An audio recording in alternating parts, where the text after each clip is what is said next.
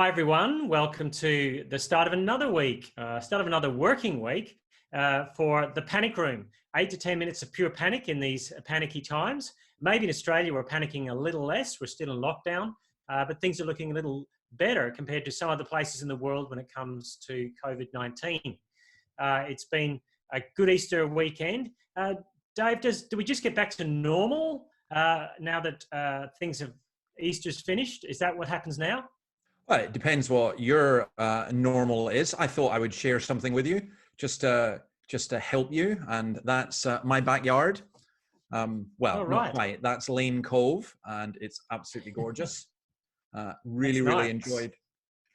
I mean, have you got anything to share? That was a nice Easter walk for me. Yeah, I want to show you how sensible Western Australians are compared to many other people in the rest of Australia. This is what social distancing on the beach actually is supposed to look like. See, no one's crowded in. There's plenty of white sand. I mean, the start is there's plenty of white sand compared to Sydney beaches, but look at that. We know how to obey the law. I think we're doing, that's what social, and it was 39.5 degrees Celsius in Perth, and that's what the beach looked like. I thought that was pretty good.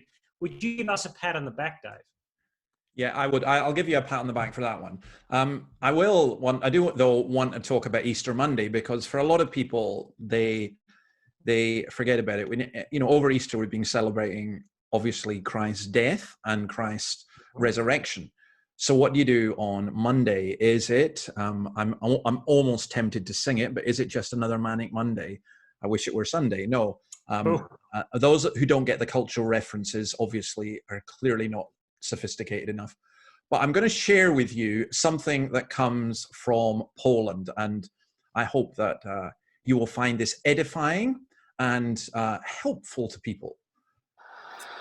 This sleepy village in southern Poland became a lot less sleepy on Monday. That's because dozens of men in Wilemowice took part in the traditional Easter celebration of Śmigus Dyngus, or Wet Monday.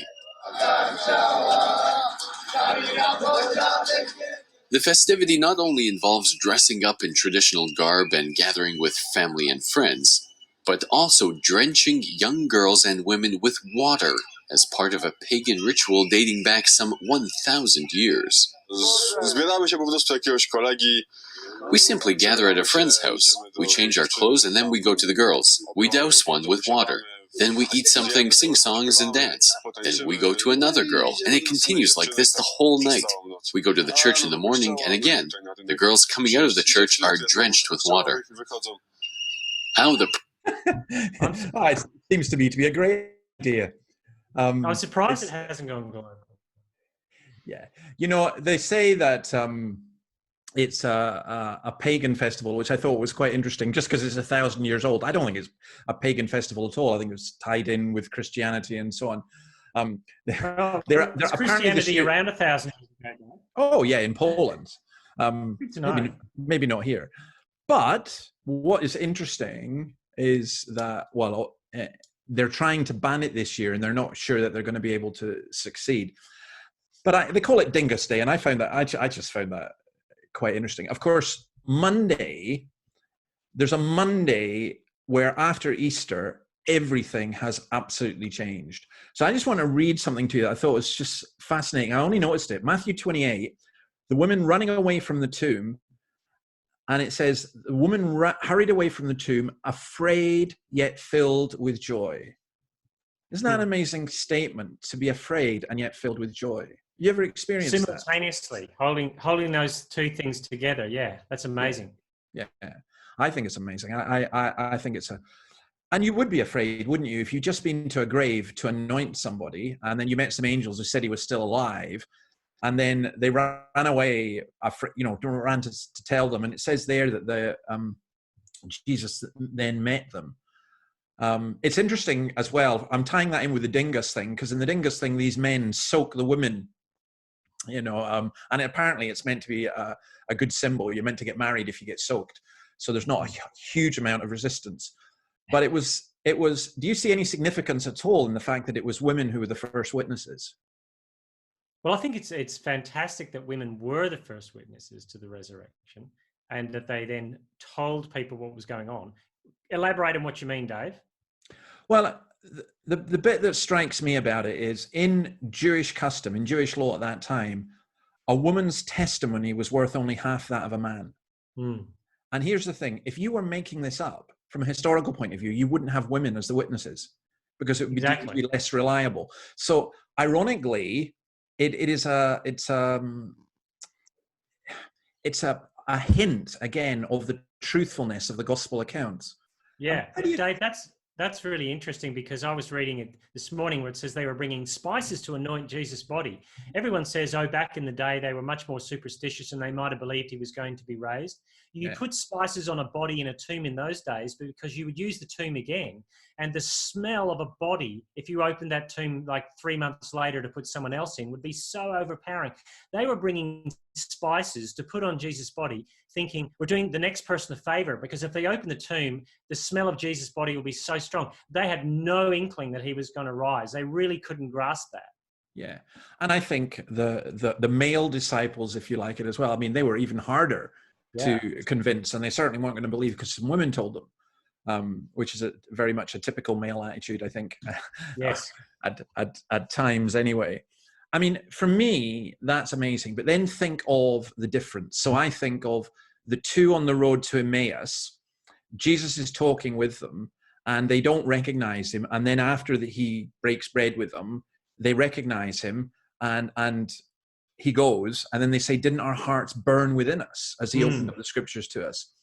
And so everything changes. Church changes. Everything changes. And I'm thinking of that in terms of our own context and our own culture, that people are looking for, can we get this vaccine that's going to change everything? And you and I have talked about this before about returning to normalcy. I want to say, listen, the resurrection changes everything. It did then and it does now. Exactly. And I mean, a lot of people are going to wake up tomorrow morning, Tuesday, Wednesday, Thursday, and they're going to be, they've started a new week today, and they're going just back into the same old thing. But I think this Easter has shown how amazing it has. You could have every prop under the sun plus Jesus, and all those props taken away and you've still got Jesus. But if you've got nothing and no Jesus and all the props are taken away, you've got nothing. So you could just wake up with a sore stomach from eating too much chocolate. Like Wilson here had too much chocolate over the weekend. He's not feeling great. So please feel sorry for Wilson. He's got a sore stomach today. Yeah, too much. By the way, the one we did with the kind of lint bunnies, those bunnies are no more. They've gone. You ate those bunnies? I ate those bunnies. I'm sorry. Yeah. Both of them? I don't have Wilson's problem, although I may need one. Yeah, it's coming back to all of this just before we finish. I wonder how someone who doesn't have the hope of the risen Christ copes. I genuinely do. I mean, we're so bombarded with bad news, and even the good news turns out to be bad in lots of ways. And I'm sorry, but our headline makers are just desperate to clickbait by doing catastrophe all the time. And I think Easter Monday is a reminder, listen, because of Easter Sunday, every day is changed, and it's changed for the better. And I one of the things I long for, even people who are just casually popping in on this and wondering, what are you doing? I'm saying, well, look, what we're doing is we're trying to cope with what's going on at the moment, but we want to introduce people to the best news of all. So I'm going to say goodbye, but I'll leave you if you've got anything to add to say goodbye as well. And I hope people do have a great happy Dyngus Day. Go out and soak a woman. Happy Dyngus Day. That seems like a good way to finish it.